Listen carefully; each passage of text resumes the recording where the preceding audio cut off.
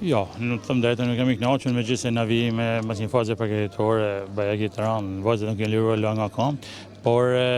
ishte thjesht një ndeshje që ta shifshin vetin, ta kontrolloshin vetin ku jena, thëmë drejtën, më mirë, kemi edhe 10 ditë kohë, dhe që në ndeshjen e parë, kemi shumë për të rikuperu, për të riparu,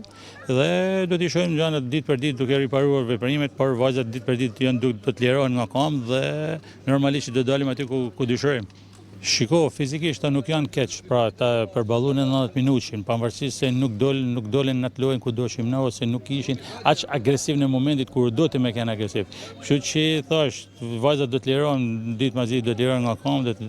muzi do shkojnë në mënyrën e vet si duhet me kanë, që ne të shkojmë deri aty në rezultat, deri aty rezultatit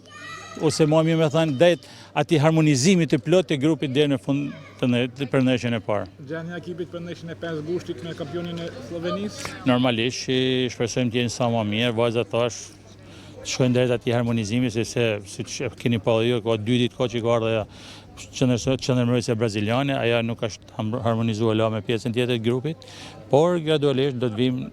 në momentin e duhur, në vendin e duhur dhe në kohën e duhur, ashtu siç duhet me kanë. Pa diskutim që është e lartë morali, sepse los Champions League shumë prej vajzave nuk kanë luajtur Champions League ndonjëherë